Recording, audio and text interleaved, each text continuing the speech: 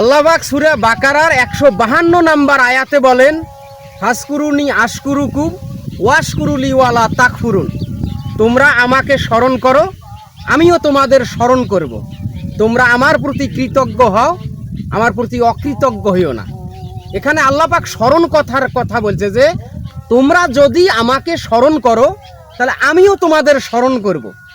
আমরা কি শুধু আল্লাহকে ওই নামাজে স্মরণ করি, সিজদায় স্মরণ করি, এই কথা কি আল্লাহ বলছে? না, আল্লাহ এ কথা বলে নাই। আপনার চলাফেরা, হাঁটা চলা, আপনার কাজকর্ম, আপনার সাংসারিক জীবন, পারিবারিক জীবন, প্রত্যেকটা জায়গাতেই আল্লাহ বলছে যে আমাকে স্মরণ করো। প্রত্যেকটা জায়গাতেই আপনি শুবেন, সেখানেও আল্লাহকে স্মরণ করেন। আপনি বাথরুমে যাবেন, সেখানেও বাথরুম যাওয়ার দোয়া আছে। আপনি খাইতেছেন, সেখানেও আল্লাহকে স্মরণ করেন।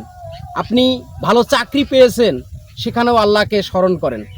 আপনার ইসলাম কি একটা পূর্ণাঙ্গ যে জীবন, আপনার জীবন ব্যবস্থা, আপনি কিভাবে চলবেন, কিভাবে খাবেন, আপনি কোন কাজটা করবেন, কোন কাজটা করবেন না। আর আমরা আল্লাহকে স্মরণ করি কোথায়? নামাজে যায় স্মরণ করি, নামাজে স্মরণ করি। ওটাও তো আল্লাহ বলছে যে অবশ্যই নামাজ তো ফরজ করা হয়েছে, আমরা আল্লাহকে স্মরণ করি ওই জায়গাটা যখন আমরা খুব বিপদে পড়ি, বিপদ থেকে উদ্ধার হওয়ার কোনো অপশন নাই, ঠিক তখনই আল্লাহকে স্মরণ করছি। কিন্তু আল্লাহ পাক বলছেন তোমার জীবন চলার পথে প্রত্যেক জায়গাতেই আমাকে স্মরণ করবা, আমিও তোমাকে স্মরণ করব। এখন আল্লাহ পাক স্মরণটা করবে কিভাবে? আমরা যে আল্লাহ পাকের গুণগান গায়ে আল্লাহ পাকে স্মরণ করতেছি, খাবার বসি, খাবার দোয়া করতেছি, সেখানেও আল্লাহ পাকে স্মরণ করতেছি, কোনো কাজ করতেছি, বিসমিল্লাহ বলতেছি। আল্লাহ পাক আমাদের স্মরণ করবে কিভাবে? এই জিনিসটাও কিন্তু আমাদের মাথায় ঢোকে না। আসলে আল্লাহ পাক আমাদের স্মরণ করে কিভাবে জানেন?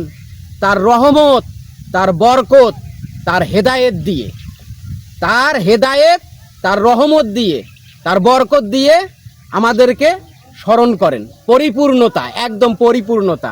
অতএব আমরা যদি আল্লাহকে সব জায়গাতে স্মরণ করি, আল্লাহ পাক সব জায়গাতেই আমাদেরকে রহমতের চাদর দিয়ে, তার বরকতের চাদর দিয়ে, তার হেদায়েতের চাদর দিয়ে আমাদেরকে ঢেকে রাখবে।